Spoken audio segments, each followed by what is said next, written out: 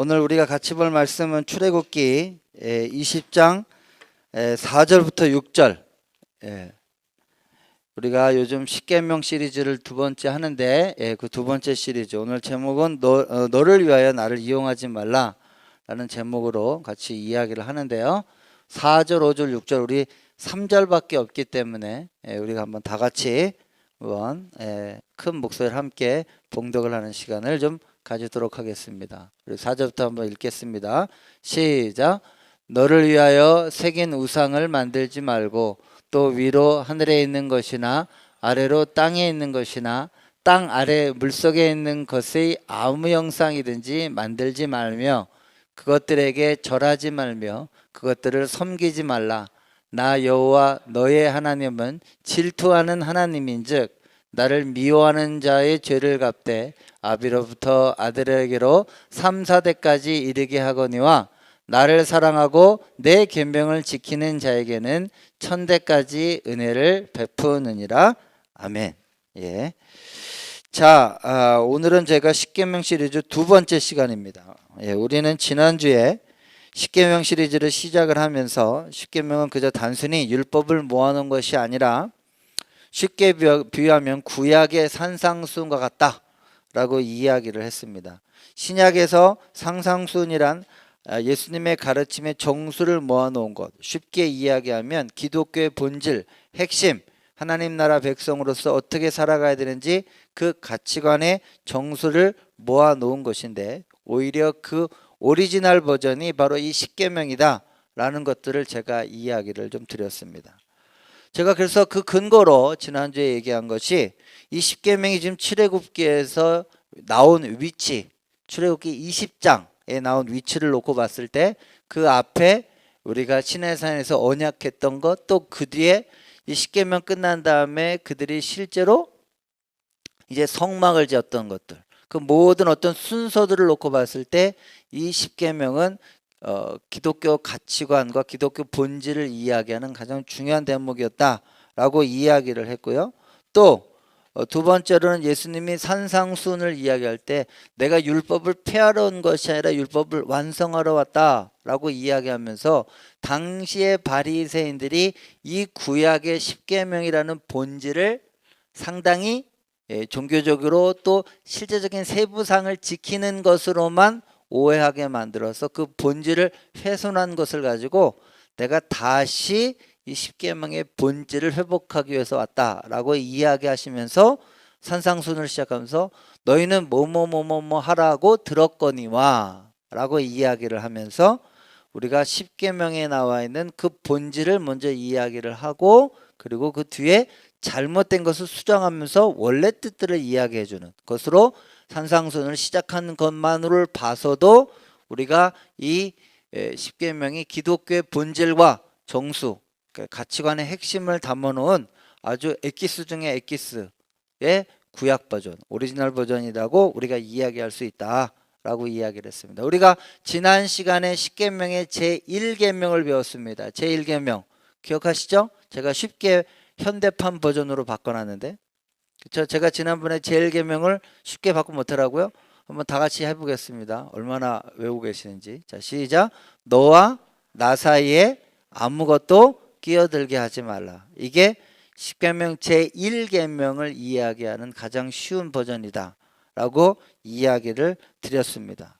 즉 다시 얘기하면 출애굽기 20장 3절만을 주목해야 되는 것이 아니라 출애굽기 20장 2절에 내가 너를 애굽에서 종되었던 너를 구원한 하나님이다 라고 이야기를 하면서 내가 과연 너를 그렇게 사랑하고 너를 위해서 아끼지 아니했은즉 내가 너에게 너와 나 사이에 아무것도 끼어들게 하지 말라고 이야기하는 것은 너무나도 당연하지 않느냐라고 이야기하면서 우리가 그저 이 십계명의 제1계명이 무겁고 어려운 계명이 아니라 그 앞에 출애굽기 20장 2절에 예수 그리스도의 구원과 또 예수 그리스도의 사랑과 그분이 나를 위해서 어떠한 희생을 하고 어떻게 나를 사랑하셨는지를 기꺼이 깨닫는다면 오늘 우리가 하나님과 나 사이에 어떤 것도 끼어들어서는 안 되는 이것들은 지극히 당연한 계명 중에 하나지 않겠느냐라고 제가 여러분들에게 이야기를 해드렸습니다.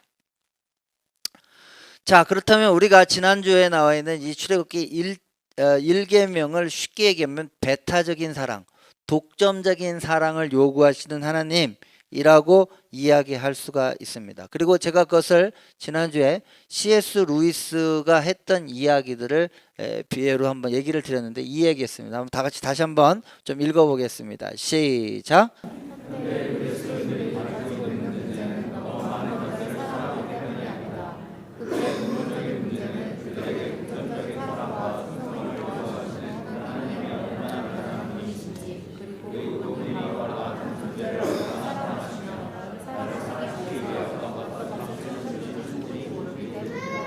그래서 제가 분명히 말씀을 드렸습니다. 출애굽기 20장 2절을 이해해야 출애굽기 20장 3절의 제1계명은 우리에게 너무나 자연스러운 옥과 같은 것이다 라고 이야기를 해드렸습니다.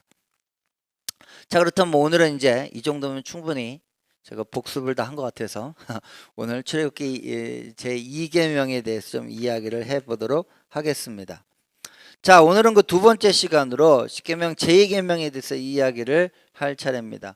제가 오늘 사실은 제2계명, 제3계명을 좀 같이 묶어서 할까 했는데 제2계명이 무려 4절, 5절, 6절 3절에나 걸쳐서 있기 때문에 이게 되게 중요한 것 중에 하나고, 또 이것을 신앙의 본질을 이야기하는 아주 중요한 계명이 제2계명에 속해 있기 때문에 제가 오늘 이거를 좀 이 한 개만 좀 해보겠습니다.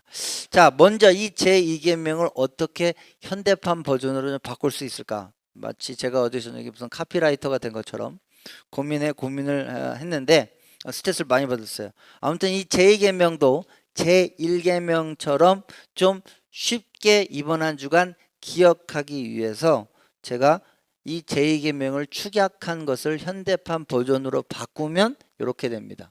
한번 다 같이 읽어보겠습니다. 요거 이번 주 기억하셔야 돼요. 자, 한번 시작. 너를 위하여 나를 이용하지 말고 참되게 나를 예배하라. 다시 한번. 이게 오늘 결론입니다. 한 구절로 얘기하면 시작. 너를 위하여 나를 이용하지 말고 참되게 나를 예배하라. 자, 어떻게 해서 이게 제2계명의 핵심 구절이 됐느냐라고 이야기를 한다면 제1계명은 절대적인 예배를 요구했어요. 너와 나 사이에 아무것도 끼어들게 하지 마라. 절대적인 예배를 요구했어요. 근데 제2계명의 요구 핵심은 너와 나 사이에 아무것도 끼어들게 하지 않는데, 그런데 너는 나를 참되게 예배해야 된다. 그러니까 제1계명은 절대적인 예배를 요구한 반면 제2계명은 바른 예배를 요구했다. 이렇게 생각하시면 돼요. 자, 이제 기억하기 쉬우시죠? 예. 자, 여기에 4절, 6절을 좀 핵심을 추려보겠습니다. 여러분 성경책 좀 피시고요. 여러분 성경책 좀 피시고. 자, 4절, 5절, 6절을 갖다 여러분들이 쭉 한번 읽어보세요. 그리고 여러분이 4절, 5절, 6절, 세 구절을 여러분 나름대로 요약을 해본다고 생각해요. 문장을 쫙 줄여갖고 요약을 해본다고 생각해보세요. 그럼 뭐가 나올까요? 거기 처음에 보면 너를 위하여 어쩌고 저쩌고 새긴 우상을 만들지 말고 또 하늘에 있는 것이나 땅에 있는 것이나 땅 아래에 있는 것 뭐 어쩌고 저쩌고 해서 아무튼 여기에 핵심을 따지면 너를 위하여 어떠한 형상도 만들지 말며, 이렇게 요약할 수 있겠죠? 그렇죠? 너를 위하여 어떠한 형상도 만들지 말며, 그 다음에 5절에 넘어가서 핵심을 또 줄이면 어떻게 돼요? 그것들에게 절하거나 섬기지 말라. 자, 이게 메인 문장입니다. 메인 문장은 너를 위하여 뭐가 됐든 아무 형상이라도 만들지 말고 그것에 어떠한 절을 하거나 그것을 위해서 섬기는 어떠한 종교적 행위를 하지 말라가 메인 문장이고요. 히브리 원문으로 놓고 봐도 그 다음에 나머지는 다 부연 구절입니다. 그러니까 실제로 따지면 이 4, 5, 6 제2계명의 핵심은 너를 위하여 어떠한 형상, 눈에 보이는 어떠한 것을 만들지 말고 그것에게다 절하거나 섬기는 행위를 하지 말아라 가 4절, 5절, 6절의 가장 핵심 구절이 됩니다. 자, 그러면 이 4절, 5절, 6절을 좀 쉽게 번역하면 세 가지가 나옵니다. 첫 번째, 우상은 왜 탄생하느냐. 두 번째, 당시 이방인들이 하는 그 예배 행위와 기독교에서 말하는 예배 행위는 뭐가 다르냐. 즉 이방인들이 하는 행위를 종교 행위라고 하면 기독교에서 말하는 예배 행위는 뭐가 다르냐. 세 번째, 왜 하나님은 자신을 질투하는 하나님으로 묘사했느냐. 이 세 가지 거죠. 자, 우리가 여기 나와 있는 이 제2계명을 제가 분명히 얘기했습니다. 너를 위하여 나를 이용하지 말고 참되게 나를 예배하라. 이 구절이 엑기스라고 하는데 그 엑기스를 다시 4, 5, 6절을 놓고 보면 4, 5, 6절엔 분명히 너를 위하여 아무 형상이라든 만들지 말고 그것에다 절하거나 섬기지 말아라. 이게 핵심 메인이에요. 그럼 거기에 나오는 세 가지는 뭐냐? 우상이 어떤 방식으로 탄생을 하는지를 알아야 되고요. 두 번째, 어떤 게 예배행위고 어떤 게 종교행위인지를 아셔야 되고요. 세 번째는 왜 하나님을 질투하는 하나님으로 묘사했느냐 하는 요 세 가지를 좀 아셔야 합니다.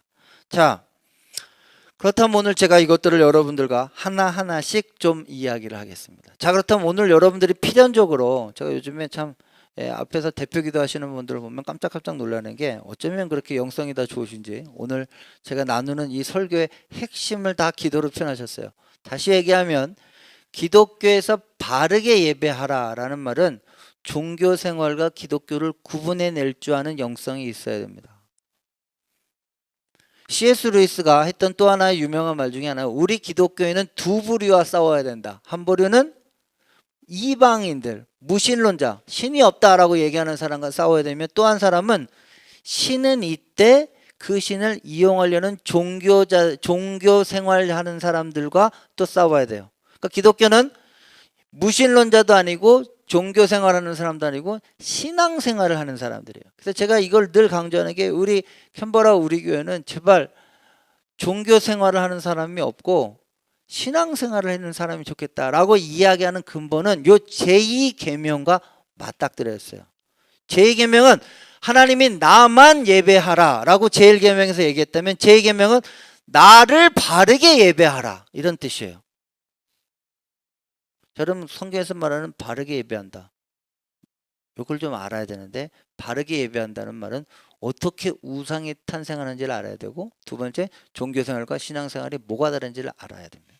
자, 오늘 이것에 대해서 하나씩 얘기하면서 저와 여러분들이 하나님만 예배하되 그 하나님을 바르게 예배하시는 캔버라 우리 교회 성도님들이 다 되시기를 주의 이름으로 축원합니다.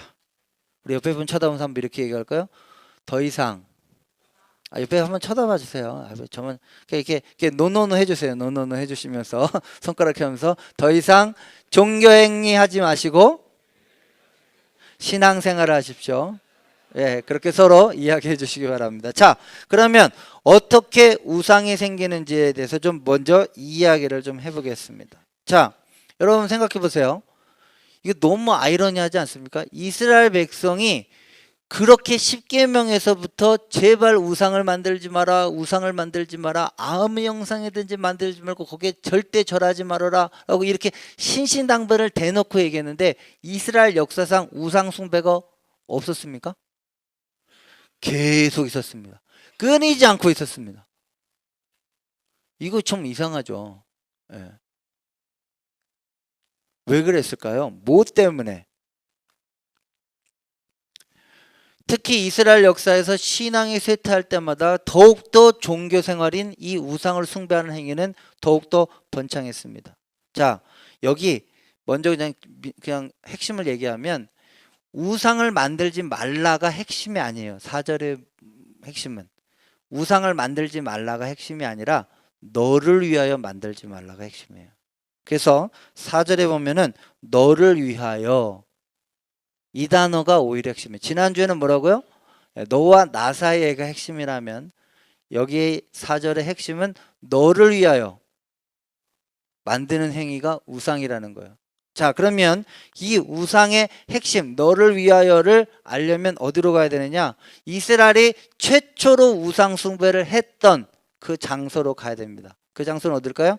출애굽기 32장의 금송아지 사건이 이 사인하자마자 우상 숭배를 했던 전형적인 것이고 거기서 우리는 우상이 어떻게 탄생하는지를 정확하게 알 수가 있습니다. 자, 출애굽기 32장으로 한번 가보겠습니다. 1절부터 4절까지입니다. 한번 다 같이 읽어주시겠습니다. 시작. 백성이 모세가 산에서 내려오기 다짐을 보고 모여 백성이 아론에게 이르러 일어나라 우리를 위하여 우리를 인도할 신을 만들라. 이 모세 곧 우리를 애굽 땅에서 인도하여 낸 사람은 어찌 되었는지 알지 못함이니라. 아론이 그들에게 이르되 너희의 아내와 자녀의 귀에서 귀고리를 떼어 내게로 가져오라. 모든 백성이 그 귀에서 귀고리를 떼어 아론에게 가져가매 아론이 그들의 손에서 귀고리를 받아 부어서 그물을 새겨 송아지 형상을 만드니 그들이 말하되 이스라엘아 이는 너희를 애굽 땅에서 인도하여 낸 너희의 신이니라 하는지라. 자, 여기 보면 똑같이 나와 있죠. 자, 아까 분명히 출애굽기 제2계명의 핵심 뭐예요? 너를 위하여 어떠한 눈에 보이는 비주얼한 형상을 만들지 말라 이렇게 얘기했어요. 근데 여기도 보면 분명히 너희들 우리를 위하여 우리의 인도할 신을 만들어 놓고 금송아지라는 형상으로 놓고 그 금송아지한테 얘기하듯이 이것이 너희를 애굽 땅에서 인도한 너희의 신이다. 정확하게 우상과 일치해요. 출애굽기 2장에 말한 그 우상과 딱 일치합니다. 그렇죠? 자, 그러면 이 사람들이 왜 이 짓을 했을까요? 왜? 바보도 아니면서. 방금 전에 출애굽기 십계명에 제기면서 이거 하지 말라 그랬는데 뭐 얼마 지나지도 40일 잉크가 마르기도 전에 지금 이 행위를 했단 말이죠. 안 하고는 견딜 수가 없었던 거예요. 그럼 왜 이 행위를 했느냐? 이 행위가 왜 했는지 알려면 그 앞에 출애굽기 19장으로 가보셔야 됩니다. 자, 출애굽기 19장에 보면 4절, 5절, 6절. 이게 하나님과 사인하면서 하나님이 했던 말이에요. 가장 중요한 말. 여러분 성경책에 별표 쳐놓으라고 했던 말. 한번 다 같이 읽어보겠습니다. 시작. 나의 애굽 사람에게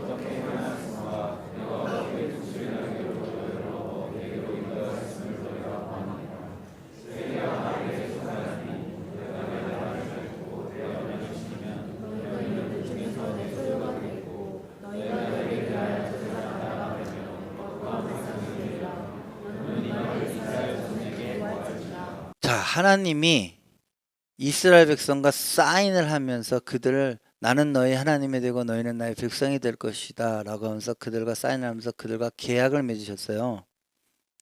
그리고 그들이 계약을 맺으신 가장 근본적인 하나님이 그렇게 계약을 맺고 이스라엘 백성을 하나님의 백성으로 삼으신 근본적인 이유는 그들이 하나님에게 특별한 스페셜 트레저, 여기 보면 열국 중에 내 소유가 되겠다는 말의 영어 성경은 스페셜 트레저예요.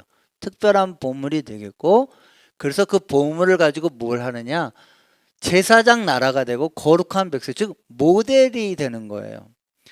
하나님이 다스리는 나라, 하나님을 주인으로 하여 우리가 흔히 말하는 기독교 문제는 야훼 바실레, 하나님이 주인인 내 삶의 모든 영역을 다스릴 때 얼마나 그런 삶이 풍성하고 평화롭고 영광스러운지를 내가 실제로 너희 백성을 다스리는 것을 통하여 열방에게 보여주겠다가 하나님이 이스라엘과 사인한 목적이란 말이죠. 그리고 하나님이 그렇게 이스라엘을 그렇게 만들어주는 이유 중에 그들이 어떻게 했어요? 내가 어떻게 독수리의 날개로 너희를 업어 내게 인도하였으면 너희가 뭐였다. 그럴 만한 하나님의 능력이 있는 분, 그리고 그 하나님이 그렇게 우리를 끔찍하게 사랑하는 분이라는 걸 지금까지 다 증명해 줬다는 거예요. 그리고 내가 너희들에게 이제 사인을 할 텐데 내가 너희들을 뭐 부려먹거나 뭐하거나 이러려고 하는 게 아니라 그렇게 하나님이 주인이 돼서 다스리고 순종하는 나라의 백성이 되면 얼마나 행복한지를 너희들의 삶을 통해서 보여주므로 다른 열방이 보고 부러워해서 그들도 하나님의 백성이 되도록 만들어주겠다가 하나님이 그들을 백성 삼은 목적이라는 거예요. 근데 이스라엘 백성은 이런 거에 아무 관심이 없었어요. 그들의 유일한 목적은 뭐예요? 가나안 땅에 가서 젖과 꿀이 흐르는 땅에 가가지고 그냥 잘 먹고 잘 사는 게 그들의 목적과 바람이었어요. 그런데 모세가 없어졌어요. 지금까지 모세의 지팡이만 믿고 쫓아왔는데 모세란 사람이 갑자기 하나님한테 가서 무슨 돌판 2개를 받아온다고 갔는데 40일이 지나도록 나타나지가 않아. 여러분, 우리 인간 마음속에 있는 가장 2가지 강렬한 생각은 뭐냐? 첫 번째는 두려움이고요. 두 번째는 욕망입니다. 두려움은 뭔가가 없어질까 봐 생기는 불안 증세고요. 욕망은 뭔가를 얻고 싶은 나의 욕심을 대변합니다. 그들이 갖고 있는 불안감, 모세가 없어졌어. 어떻게? 그리고 그들이 갖고 있는 그 욕망, 뭐예요? 젖과 꿀 이는 땅에서 잘 먹고 잘 살고 싶은. 이 두 가지, 즉 다 뭐로부터 시작해요? 자기로부터. 나를 위한 거예요. 나를 위한 거. 나의 이 두려움을 없애주고 나의 이 욕망을 채워줄, 그거를 모세라고 생각을 했는데 없어진 거죠. 그러니까 어떻게 돼요? 그거를 채워줄, 그리고 당장 내 눈앞에서 보여야 안심을 할 거 아니에요. 하나님이란 분은 호렙산에서 음성만 들려. 나 지금 불안해. 차라리 눈앞에 비주얼하게 보이는 건 모세였어요. 그나마. 그래서 이스라엘 백성들이 모세를 나중에, 여러분 왜 하나님이 모세를 데려가셔서 무덤을 없게 하셨는지 아시겠죠? 뭐 무덤 있었어 봐요. 모세 거의 지금 우상 숭배의 원상지가 됐겠죠. 예. 근데 그 눈에 보이는 비주얼한 그 모세도 없어졌어 지금. 그러니까 그들의 마음속에 있는 그 불안함을 잠재워주고 젖과 꿀이는 땅에서 먹고 마셔야 되는 욕망을 채워줄 비주얼하게 보이는 뭔가가 필요했죠. 그래서 그걸 어떻게 해요? 금성아지를 만든 것이죠. 그럼 또 왜 비주얼 해야 돼요? 꼭 비주얼 해야 됩니까? 꼭 보여야 됩니까? 보여야죠. 보여야 내가 컨트롤할 수가 있어요. 그 우상 금성아지 주변을 뛰어놀고 그 다음에 거기에다 절을 하고 아까 말한 대로 섬기는 행위를 통해서 뭘 하냐? 그 신의 비위를 맞춰주는 거예요. 그리고 그 신의 비위를 맞춰주는 대가로 뭘 얻어요? 젖과 꿀이 흐르는 땅에 들어가게 하는. 그러니까 이건 결과적으로는 뭐 하는 거예요? 딜하는 거예요. 딜.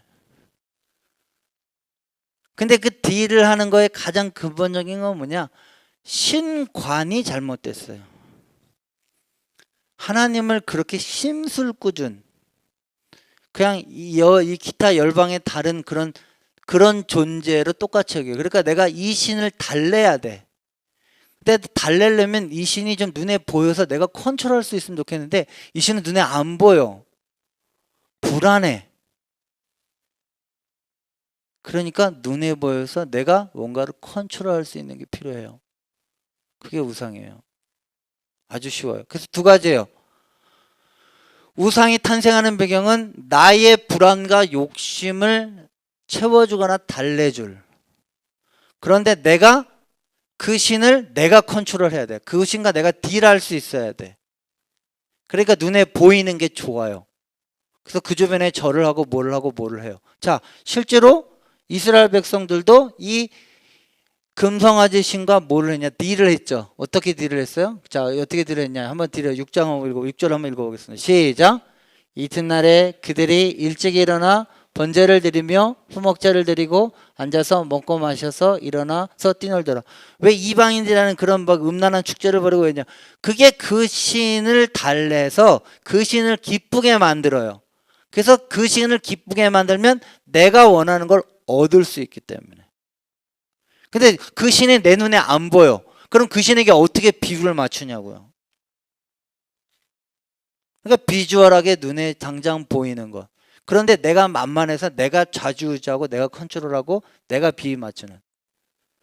이게 우상이에요. 그래서 우상에 대한 정의를 한번 내려보면 이렇게 됩니다. 한번 다 같이 읽어보겠습니다. 시작.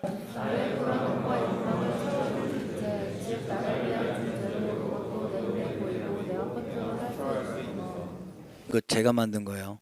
나중에 다시 한번 크게 읽어보겠습니다. 어서 베낀 건 아니고요. 자, 다시 한번 읽어보겠습니다. 시작. 나의 불안함과 욕망을 채워줄 존재, 즉 나를 위한 존재로 그것도 내 눈에 보이고 내가 컨트롤할 수 있는 이 우상입니다. 자, 그러면 이 우상을 조금 더 쉽게 얘기해 보겠습니다. 이스라엘 백성들이 금송아지를 갖다가 끝내놓고 난 다음에 어디로 갔느냐? 드디어 팔레스타인 가나안 지방으로 들어갔습니다. 그 사람들의 가장 큰 불안은 뭘까요? 굶어 죽을까 봐. 근데 그 굶어 죽을까 봐 가장 밀접하게 연관되는 게 뭐예요? 팔레스타인은 비예요, 비. 왜냐? 애굽에서는요, 관계수로를 통해서 나일강이 넘칠 때 물을 이렇게 담아놨다가 그거를 가뭄 때 이렇게 해갖고 했어요. 근데 팔레스타인 집은 다 천수답이에요. 하늘에서 비가 내려주지 않으면 농사를 할 수가 없어요. 그들의 또 욕망은 뭐예요? 수확이 풍성했으면 좋겠어요. 근데 고대에서 수확이 풍성하다는 건 그건 뭘 의미해요? 노동력이 많아야 돼. 다 농사 남자들이 하잖아요. 그렇죠? 그런데 그 불안과 그 욕망을 채워줄, 나를 위해서 그것을 해줄 존재가 있었어요. 그게 뭐냐? 바알과 아세라였어요. 바알 신은 폭풍의 신. 폭풍이 한번 불면 비바람 불고 비가 내려요. 아세라, 출산드라예요. 다산의 신이에요. 그래서 내가 얻는 건 뭐예요? 이 신이 나에게 비를 내려주고 내 자녀를 많이 해서 노동력을 많이 해줬으면 좋겠어. 근데 내가 이 신과 딜을 하고 싶어. 이 신이 내가 이렇게 쪼물럭쪼물럭 했으면 좋겠는데 이 신이 막 왔다 갔다 하는 건 싫어요. 그러니까 어떻게 돼요? 이 신과 딜을 하고 이 신의 비를 맞춰요. 근데 이 신의 비를 맞추는 게 뭐냐? 그들이 거기서 축제를 벌이고 그 앞에서 바알과 아세라가 소위 말해서 음란한 짓을 하고 막 성적인 행위를 하면 그 신들이 막 놀라가지고, 예, 그 신이 너무 기뻐해가지고 그때 비도 내리고 아이들도 생긴다라고 사람들이 생각했어요. 그래서 내가 그 짓을 하는 거죠. 그러면 그것들이 내게 주어집니다. 자, 조금 더 내려오겠습니다. 우리나라에 있는 불교는 소승불교가 아니라 대승불교라고 여러분이 알려주신 것처럼, 소승불교는 인도에 있는 이렇게 철학이나 어떤 불교 어떤 철학이나 이런 것들을 연구하는 거라면, 한국의 불교는 남이아불타불 관세음보살을 하면서, 아시잖아요. 원효 대사님이 거기 가실 때 어디 무덤 같은 데서 이렇게 동굴 들어가서 마셨는데 알고 보니까 해골바가지는 물이었다. 그래서 득도를 하셔서 그렇게 어려운 게 아니라 다 이렇게 지성이면 감천이다 식으로 생각하기 나름이다 해서 오늘날에는 한국에는 그렇게 샤머니즘 것과 불교가 연합된 거예요. 그럼 어떻게 됩니까? 눈에 보이는 커다란 불상이 있어요. 그리고 그 불상에다 뭘 합니까? 지성을 드리죠. 불공을 드리고 108번제를 108절을 하고, 그러면 어떻게 돼요? 자비하신 부처님께서 나의 소원을 들어주신다. 뭡니까? 이 전형적인 샤머니즘이죠.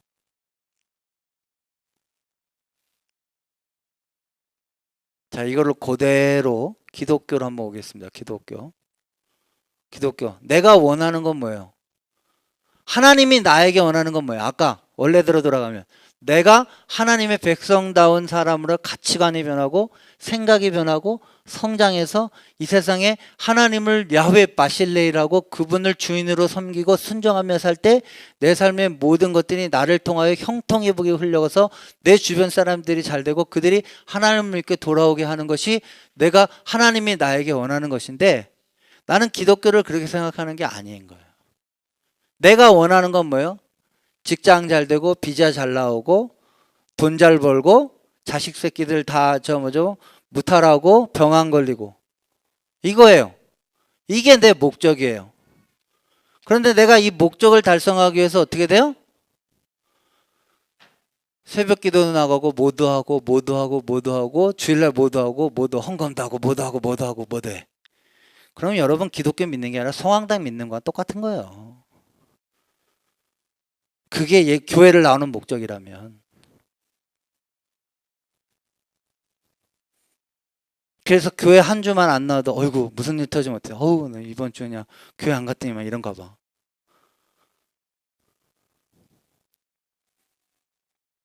아시겠습니까? 이건 예배가 아닙니다. 그래서 제2계명의 특징이 뭐라고요? 바르게 예배해라. 안타깝게도 오늘날 한국 기독교의 대부분들이 이런 우상 숭배를 하는 샤머니즘적인 생각을 가지고 교회에 나와서 정성껏 예배한다고 착각하시는 분들이 많이 있습니다.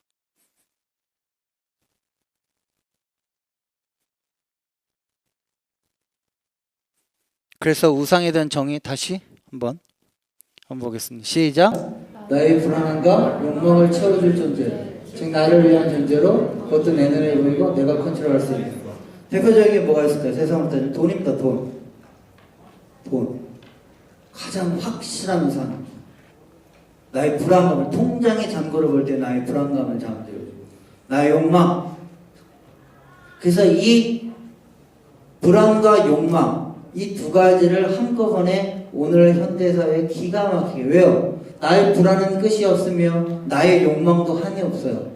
내가 갖고 있는 자본에 비해서 나의 욕망은 턱없이 큽니다. 오죽하면 그렇게 돈을 많이 버는 록펠러도 조금만 더 벌고 싶다 이렇게 생각해요.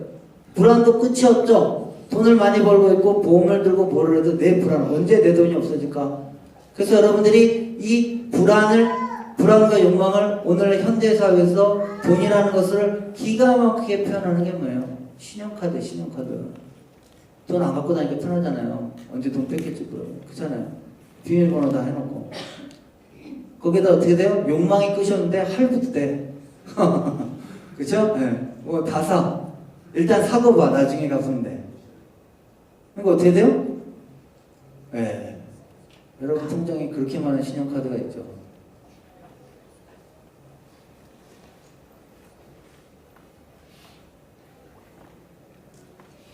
제가 오늘 여러분에게 첫 번째로 얘기합니다. 하나님은 여러분에게 또 다른 우상이 아닌지 심각하게 고민하시고 하나님을 우상처럼 섬기고 계시다면 오늘 이 시간에 다시 한번 이 제2계명 바르게 하나님을 예배하시기를 주의 이름으로 축원합니다.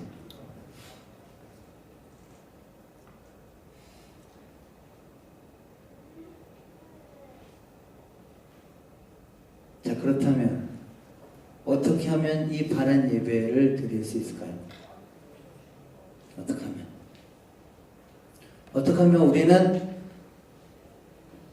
이스라엘 백성이 금송아지를 섬기는 것처럼, 아니 그들이 바알과 아세라를 섬기는 것처럼 하나님을 섬기는, 그런 우상을 섬기는 것처럼 하나님을 섬기지 않고 바르게 하나님을 섬기는 진정한 예배를 드릴 수 있을까요? 이스라엘 역사에 너무 많아요. 여러분 똑같은 것 중에 하나가 뭐예요?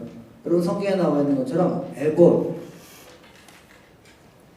제사장이 입는 옷이었어요. 근데 그 에봇이 우상으로 둔갑하죠.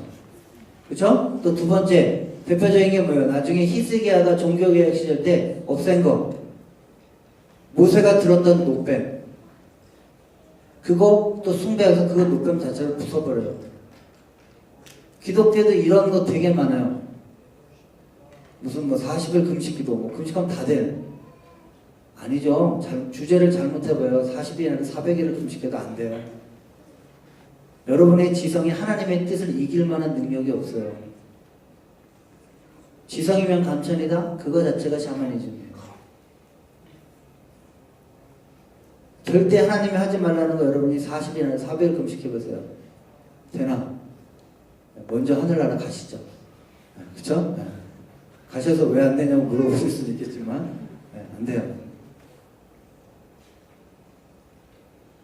오늘날 기독교도 그렇게 종교적인 게 너무나 많은, 그래서 수많은 이벤트로 교회가, 그래서 오늘날 교회가 한국 사람들이, 제가 제일 답답한 건 무슨 새벽기도 새벽 2, 3시에 나와가지고 기도 보니 그거 얼마나 사람의 종교성을 자극하는.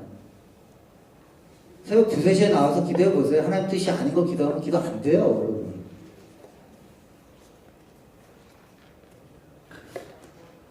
그러니까 오늘날 우리가 얼마나 많이 이 샤머니즘적인 것으로 기독교가 잘못 오용되고 있는지 참 답답합니다. 자, 그러면 다시 거두절미하고, 그러면 이제 마지막으로 how, 어떻게 하면 진짜 좋은 예배를 드릴 수 있을까요? 그 핵심이 오늘 4, 5, 9절에 나와 있어요. 자, 오늘 그 제2계명에 나와 있어요. 어떻게 드려야 돼요? 자, 거기 보면 어떻게 드려야 되냐면 다시 출애굽기 20장 2절, 5절, 6절 한번 다 같이 읽어보겠습니다. 시작.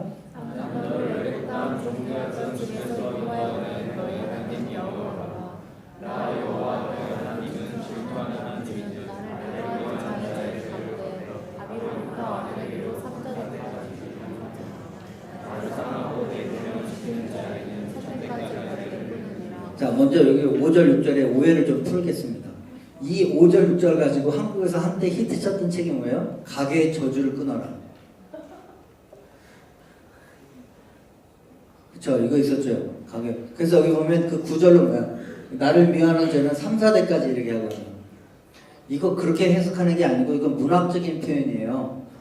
3, 4대까지 뭐 기독교 연좌제입니까? 그런 거 아니에요. 성경에 일단 그거 아닌 것부터 확실하게 하면 성경에 이런 구절이 있어요. 자, 한번 다 같이 읽어보겠습니다. 시작. 아비는 그 자식들을 인하여 죽임을 당치 않을 것이요 자식들은 그 아비를 인하여 죽임을 당치 않을 것이라. 각 사람은 자기 죄의 죽임을 당할 것이니라. 여러분 나중에 가게 흐르는 저주 얘기하면 이 구절 꼭 반박해 주세요.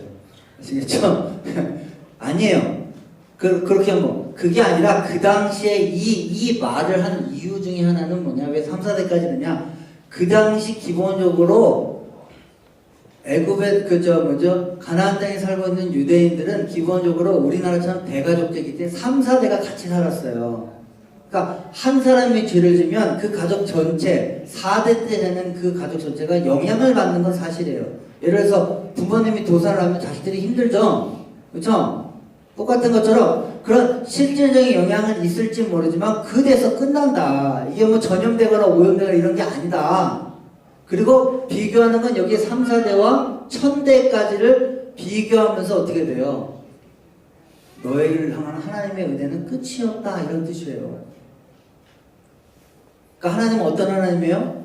우리에게 징벌하거나 벌하기를 좋아하는 하나님이 아니라 은혜와 긍휼이 풍성하시고 설사 그런 일이 있더라도 그것은 아까 말대로 그대에 그냥 그칠 것이요 은혜는 오히려 기억을 해서 영원토록 그 은혜를 너에게 갚아줄 무슨 하나님입니다? 참 좋은 하나님입니다. 자, 두 번째로 그 하나님은 어떤 하나님이에요? 나 여호와 너희 하나님은 질투하는 하나님이에요. 여러분 이 질투한다는 말은 한마디로 배타적인 겁니다. 남자는 여자가 사귈 때 다른 내 여자친구가 다른 남자랑 희덕거리고 논다. 눈에 불이 안 난다. 안 사랑하는 거죠. 네. 당연한 거죠. 그냥 사귀었다. 말이 돼? 네. 그래서 제가 늘 얘기하지만 부부의 사랑은 철저하게 배타적입니다. 내가 내 아내를 놔두고 다른 여자에게 잘해줄수록 내 아내에게는 아무것도 안 한 것 같지만 내 아내에게 잘못한 행위입니다. 그만큼 하나님의 사랑은 우리에게 독점적인 사랑이에요. 그런데 이 질투한다는 말에는 열정도 담겨 있어요.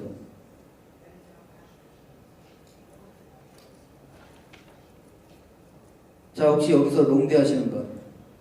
롱디 하시는 분? 주말만 되거나 뭐 되면 어떻게 돼요? 어떻게 하든지 갈 생각을 하죠.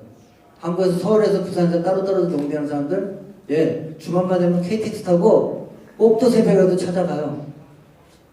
왜 그래요? 열정이 있으면 그 열정이 행동으로 나타나게 되어 있어요. 사랑은 열정이에요. 자, 요즘에 유로 축구합니다. 새벽 때 갖고 어저께도 본 사람. 축구 강들. 평생 그 시간에 절대 못 깨는데 깨서 봐요.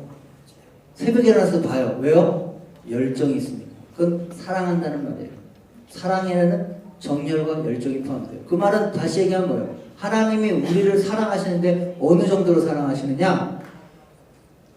내 백성이 다른 사람과 함께 다른 우상들 앞에서 거기에 자기의 불안과 자기 어떤 욕망을 투사해서 그것들에게 자기 것들을 딜하고 있는 그런 꼴을 못 봐주겠어. 거기에다가 하나님은 어떻게 돼요? 우리를 그런 애를 어떻게든지 돌려놓고 싶을 마음에 열정적으로 우리를 사랑해요. 그리고 그 위에 결정적인 게 2절에 뭐라고요? 나는 너를 애굽 땅 종되던 집에서 인도하는 너의 하나님 여호와다. 내가 너를 위해서 그만큼 희생을 했고 너를 십자가를 졌고 그건 이 말을 다시 오늘날 우리 되면 예수 그리스도가 나를 위해서 십자가에 달려 돌아가시기까지 나를 헌신하고 희생하고 섬겨주셨고 그 하나님은 오늘도 내가 쓸데없는 거에 내 삶의 안전함을 체크하거나 쓸데없는 것에 내 삶의 욕망을 투영하거나 쓸데없는 것에 내 삶의 불안감을 해소시키는 것에 그것들에 마음을 두는 것 자체를 너무너무나 질투할 정도로 배타적으로 나를 사랑하실 뿐만 아니라 나를 갖다가 그 하나님께 끝까지 독점하실 정도로 어디까지 찾아갈 정도로 열정적으로 사랑하시는 그 하나님이 바로 우리 하나님입니다. 아멘이십니까? 그러니까 이 말을 하는 말은 뭐냐? 이거예요. 사랑하는 아들아 딸아 내가 너 얼마나 사랑하는지 아니? 나 이 정도로 너 사랑한다. 나 질투하고 너 보고 싶어서 막 내 정열이 막 열정이 끌어오르고 나 너를 위해서 희생했어. 그런데 네가 어떻게 나를 그렇게 비유나 맞춰가지고 내 비유나 맞춰서 네가 원하는 걸 딜해서 얻을 수 있는 정도로 그 정도의 신으로 나를 생각하냐.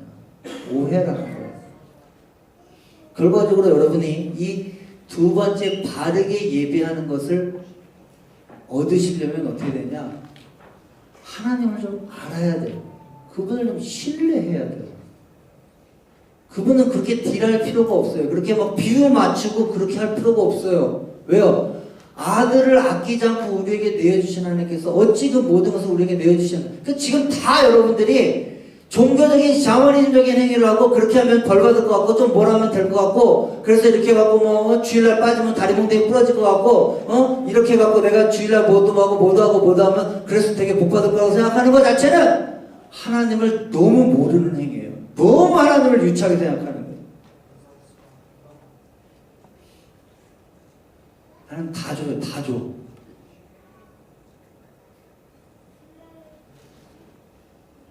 그 행위 자체가 그러니까 여러분이 그런 종교적으로 샤머니즘에서 하나님 앞에 이렇게 딜을 하면서 눈치 보면서 뭔가 하는 행위가 하나님께 상당히 불쾌해요. 여러분 자녀가 여러분들에게 앞에 나와서 아빠한테 괜히 구두 닦아주고 눈치 보고 앉아있고 아버지 제가 밥 먹기도 참 돈도 하나도 안 받는데서 밥 먹기 근데 제가 어떻게 감히 침대에서 자겠습니까? 제가 차라리 바닥에서 이렇게 자겠습니다. 여러분 자녀가 그래 보세요. 어떻게 할 것 같아요? 왜 병원 데려가죠?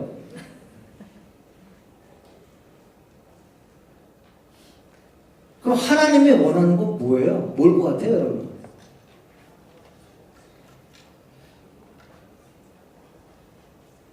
나 좀 진심으로 사랑해달라는 거예요.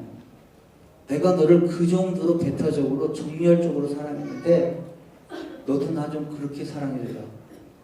마음으로. 네가 얻고 싶은 것을 얻으려고 나랑 딜하려고 하는 그런 얄팍한 수준으로 나를 섬기려고 하지 말고 진짜 네 마음을 좀 다오. 이게 제2계명의 핵심인 거예요.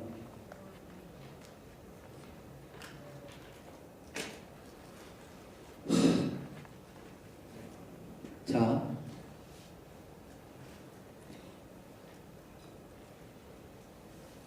요한복음 2장 11절 한번 다 같이 읽어보겠습니다. 시작. 이때 제자들이 성경에 주님이 집에 대한 나의 열심이 불처럼 말했습니다. 여기 보면은 질이라고 하는 게 열정이죠. 그죠? 뉴질랜드가 새로운 열정의 나라는 거죠. 네. 왜 그래? 나 그냥 그 뭐죠? 위키 백과에 보면 그렇게 나와 있어요. 제가 만드는 건 아니에요. 네. 그런 거죠? 네. 그래서 뭐요? 내 아버지 집을 향한 열정이 나를 삼켜버렸다는 거죠. 하나님이 우리를 그렇게 열정적으로 사랑하세요. 아멘이십니까?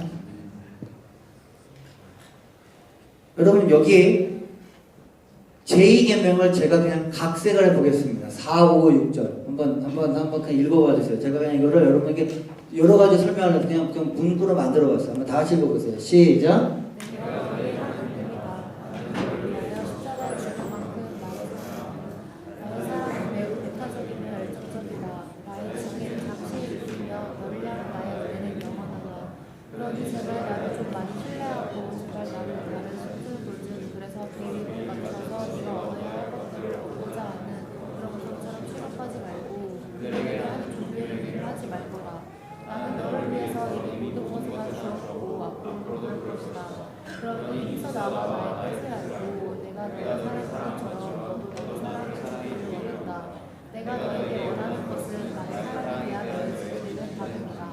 이게 2계명의 내용이에요.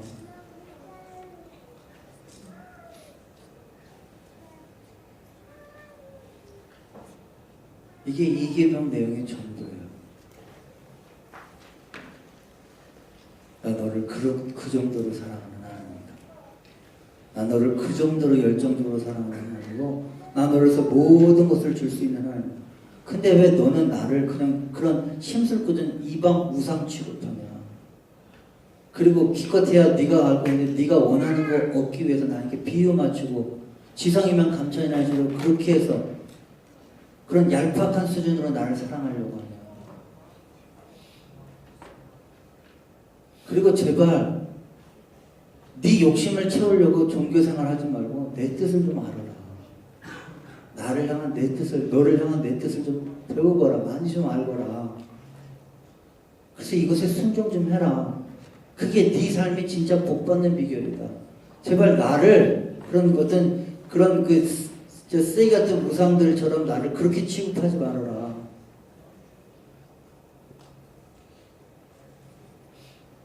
성경 보면 그렇게 취급했다 혼난 사람들이 있어요. 여러분 다윗 시절 때도 보면 어떻게 나와 있어요? 다윗이 처음에는 얄팍한 마음으로 하나님을 갖다가 이스라엘 본거지로 세워놓으면 뭔가 유리할 것 같아가지고 소달구지에다가 법궤를 메고 왔다 큰일이 났죠. 그 다음에 어떻게 됩니까? 다시 진심으로 고백한 다음에 하나님의 방법대로 하나님의 뜻대로 순종을 하자 법궤가 들어왔어요. 그게 무슨 말이에요? 그러니까 너에게 딜하는 그런 하나님이 아니라는 거죠. 요즘에 우리가 사무엘상 보면 뭐였어요? 법궤 이야기 보세요. 블레셋에게 법궤 뺏겼죠. 완전히 그거잖아요 지금. 여러분 제가 요즘 큐티를 안 하시는 분들 사무엘상에 보면 얼마 전에 큐티에 보면 블레셋과 싸움이 벌어졌어요. 근데 그 사람들이 싸움을 하면서 법궤를 마치 미신 부적처럼 생각해서 법궤를 데려다 놓으면 전쟁에서 자동으로 이길 거라고 생각했어요. 완전 지금 미신 취급하는 거죠. 하나님 부적 취급하는 거예요. 하나님 어떻게 돼요? 그걸 깨기 위해서 어떻게 됩니까? 블레셋에게 전쟁에 패하고 블레셋에게 법궤를 뺏기게 했어요. 이세사는 충격이었어요. 우리도 딱 그런 수준인 거예요.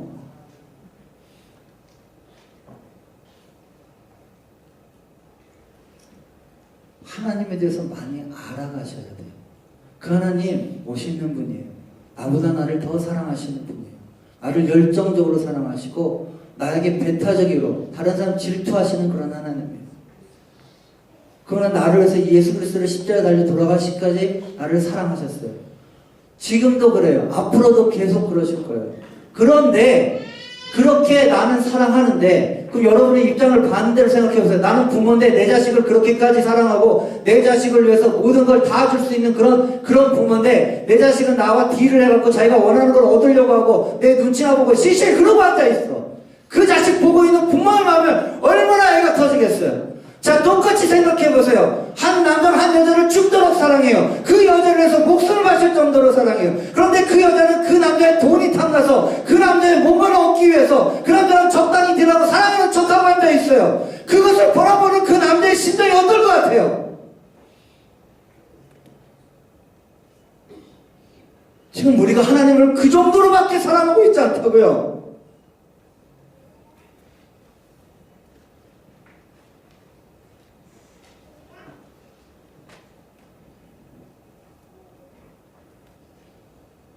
하나님이 원하시는 건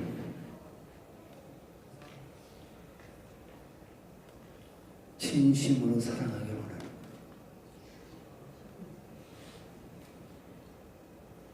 그 진심으로 사랑하길 원해서 당신이 먼저 우리에게 진심을 보여주셨어요. 자기들을 죽이시기까지 우리를 사랑하셨어요. 우리를 질투할 정도로 사랑하신대요.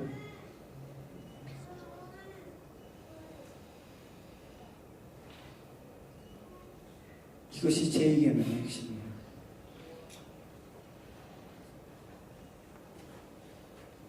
제가 오늘 말씀 정리하겠습니다.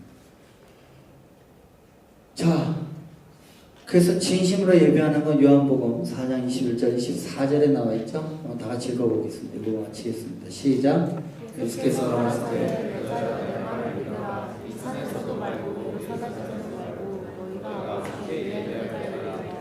아버지께 참으로 예배하는 자는 신령과 진정으로 예배할 때가 오나니 곧 이때라. 아버지께서는 이렇게 자기에게 예배할 자를 찾으시느냐.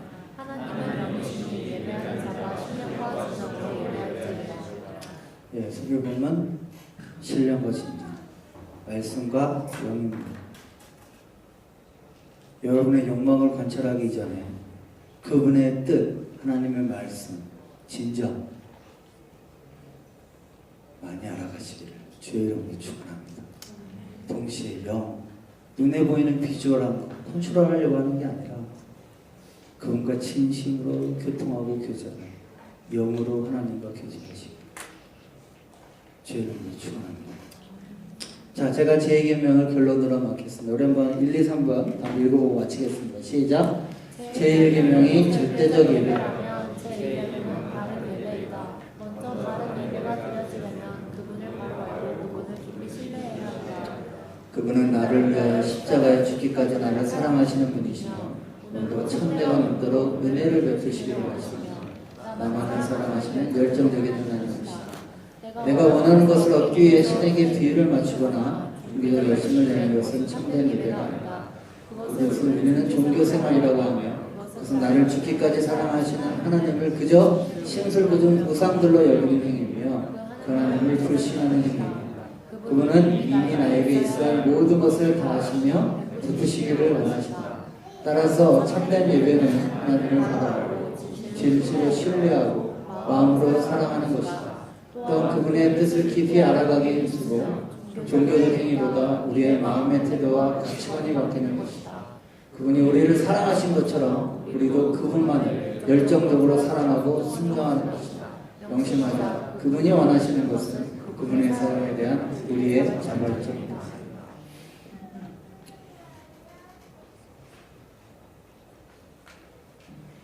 너를 위하여 나를 이용하지 말고 나를 참되게 예배하라. 이번 한 주간